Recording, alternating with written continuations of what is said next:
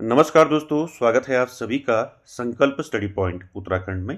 तो दोस्तों आज हम बात करेंगे उत्तराखंड जीके पर। आज का हमारा मॉक टेस्ट रहेगा 23। इससे पहले दोस्तों उत्तराखंड जीके पर 22 मॉक टेस्ट जो है दोस्तों कंप्लीट हो चुके हैं। जिसने नहीं देखे हैं दोस्तों वो प्लेलिस्ट में जाके इनको देख सकते हैं। साथ ही साथ दोस्तों हम आज से जो है ये रेगुलर क्लासेस चलने वाली हैं। काफ़ी समय बाद जो है क्लास शुरू हो रही है। तो यहाँ पर जो है उत्तराखंड जीके पर मॉक टेस्ट देखने को मिलेंगे। साथ ही साथ दोस्तों हिंदी और जीएस पर मॉक टेस्ट आपको देखने को मिलेंगे। और ये मॉक टेस्ट दोस्तों आगामी परीक्षाओं के अकॉर्डिंग जो है तैयार किए गए हैं। चलिए दोस्तों स्टार्ट करते हैं आज का सेशन। और आप सभी लोग दोस्तों वीडियो के एंड तक जरूर बने रहें। पहला क्वेश्चन लेते हैं दोस्तों। पहला क्वेश्चन क्या है, ध्यान से देखिए और आंसर कीजिए। देखिए पहला क्वेश्चन क्या है, यमुना नदी का पौराणिक नाम क्या है। तो दोस्तों ये क्वेश्चन जो है मैंने आपको डिटेल क्लास में अच्छे से बताए हैं, ठीक है। और उत्तराखंड जीके की जो डिटेल क्लासेस हैं उनको आप जरूर देखिए। देखिए यमुना नदी का पौराणिक नाम पूछा है, ऑप्शन देखिए यामा, कालिंदी, कलिपा या इनमें से कोई नहीं। तो राइट आंसर क्या हो जाएगा दोस्तों, यमुना नदी का पौराणिक नाम क्या है। तो आप सभी जानते हैं यमुना नदी का पौराणिक नाम है आपका कालिंदी, ठीक है। तो बी ऑप्शन यहाँ पर आपका राइट हो जाएगा, ठीक है। यमुना नदी को पुराणों में क्या कहा जाता है, कालिंदी नाम जो है कहा जाता है, यानी कि कालिंदी नाम से जाना जाता है यमुना नदी को पुराणों में, ठीक है। साथ ही साथ दोस्तों यहाँ पर आपको याद रखना है, यमुना नदी मैंने आपको कई बार बताया है, गंगा नदी तंत्र और यमुना नदी तंत्र और काली नदी तंत्र मैंने आपको अच्छे से समझाया है। तो आपको यहाँ पर याद रखना है यमुना नदी का जो उद्गम होता है कहाँ से होता है, यमुनोत्री ग्लेशियर से होता है, ठीक है। कहाँ से होता है, यमुनोत्री, यमुनोत्री ग्लेशियर से होता है। यमुनोत्री ग्लेशियर का आपका उत्तरकाशी, ठीक है। ये भी आप साथ में याद रखेंगे। उद्गम कहाँ से होता है यमुना का, यमुनोत्री से होता है। साथ ही साथ दोस्तों मैंने आपको बता दिया पुराणों में से कालिंदी नदी के नाम से जाना जाता है।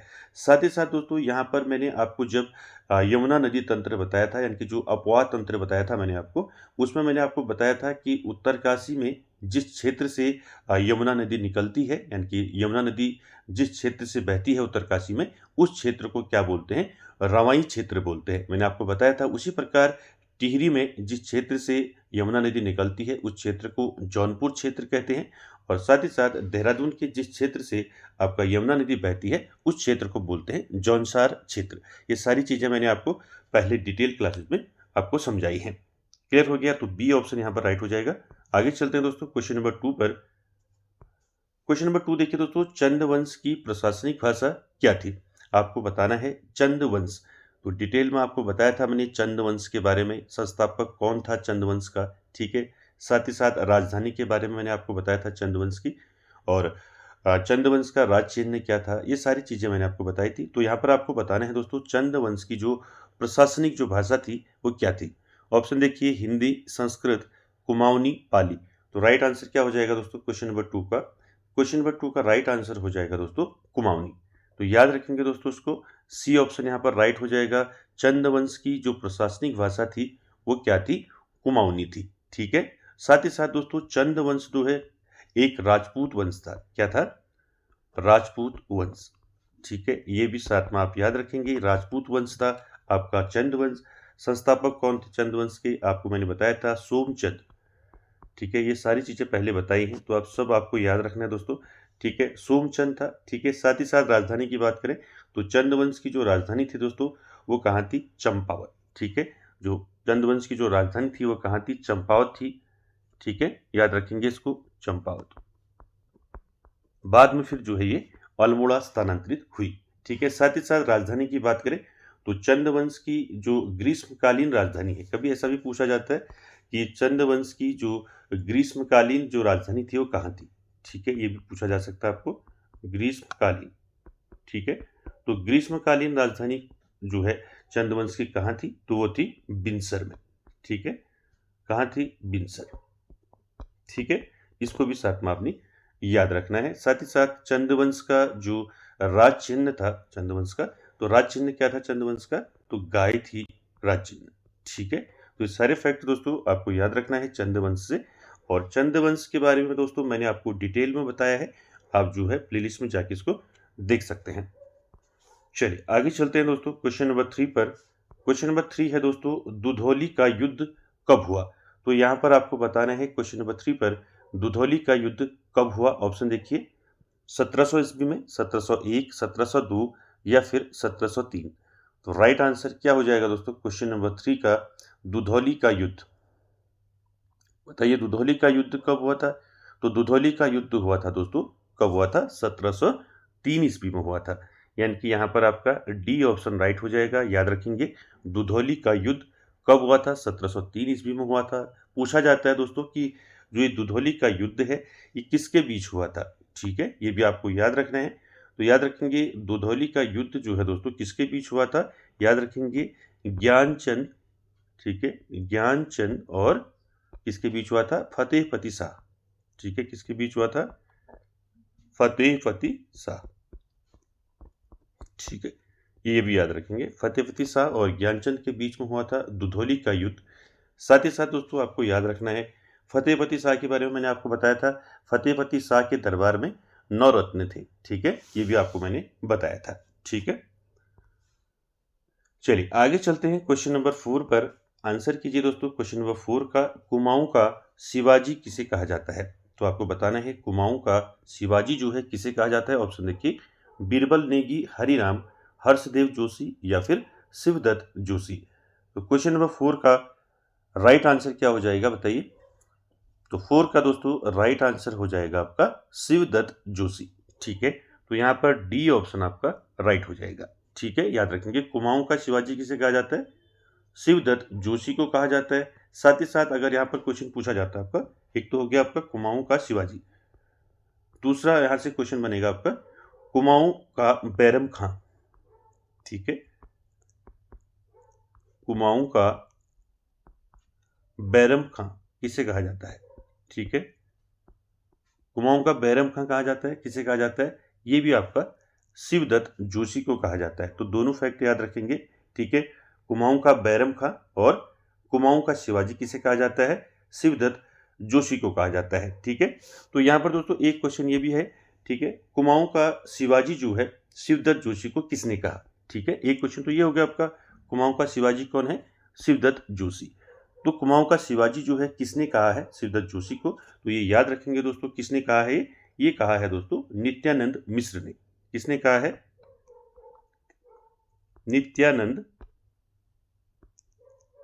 नित्यानंद मिश्र। ठीक है, तो ये भी आपको साथ में याद रखना है, पूछा जा सकता है। ठीक है, साथ ही साथ कुमाऊं का चाणक्य किसको कहते हैं? तो कुमाऊं का चाणक्य मैंने बताया था, कुमाऊं का चाणक्य बोलते हैं हर्षदेव जोशी को। ठीक है, चल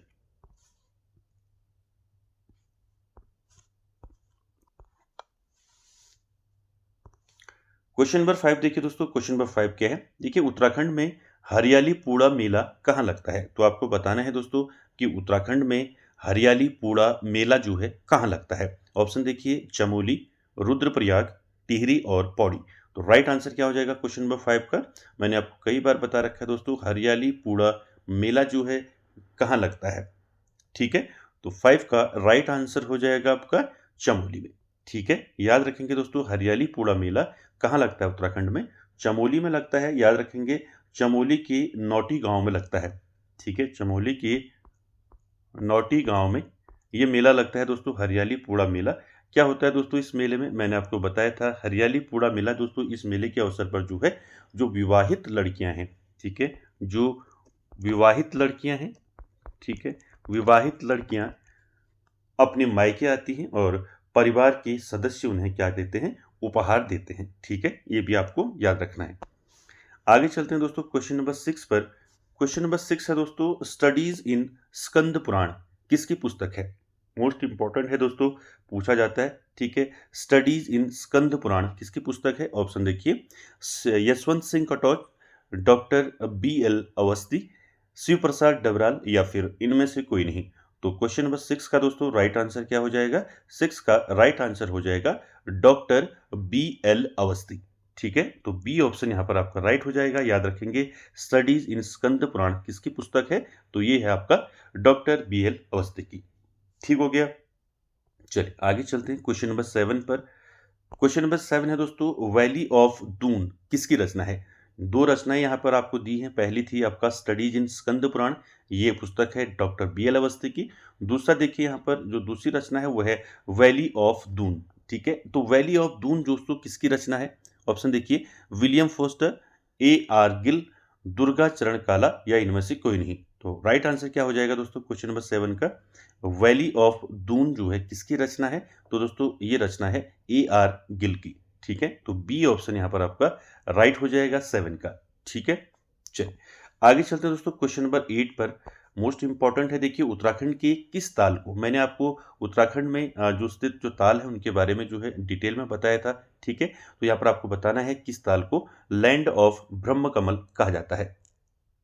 ठीक है, ऑप्शन देखिए, मंसूर ताल, वासुकी ताल, रूपकुंड झील या इनमें से कोई नहीं।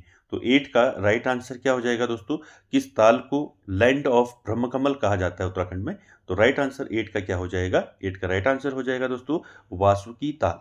ठीक है, बी ऑप्शन यहाँ पर आपका राइट हो जाएगा। ठीक है, याद रखेंगे किस ताल को लैंड ऑफ ब्रह्मकमल कहा जाता है? वासुकी ताल को कहा जाता है। ठीक है, साथ ही साथ दोस्तों यहाँ से आपको पूछा जा सकता है वासुकी ताल जो है कहाँ स्थित है? तो ये है दोस्तों रुद्रप्रयाग में। कहाँ है? रुद्रप्रयाग में है आपका वासुकी ताल। साथ ही साथ दोस्तों इस ताल का जो पानी है वो लाल दिखाई देता है। ठीक है, ये भी आपको बताया था मैंने। और साथ ही साथ दोस्तों यहाँ से इंपॉर्टेंट है, कौन सी नदी निकलती है वासुकी ताल से? ठीक है, ये इंपॉर्टेंट है, इसको याद रखेंगे। वासुकी ताल से दोस्तों सोन नदी निकलती है। ठीक है, कौन सी नदी निकलती है? सोन नदी। ठीक है, इसको याद रखेंगे। क्लियर हो गया? चलिए आगे चलते हैं क्वेश्चन नंबर 9 पर।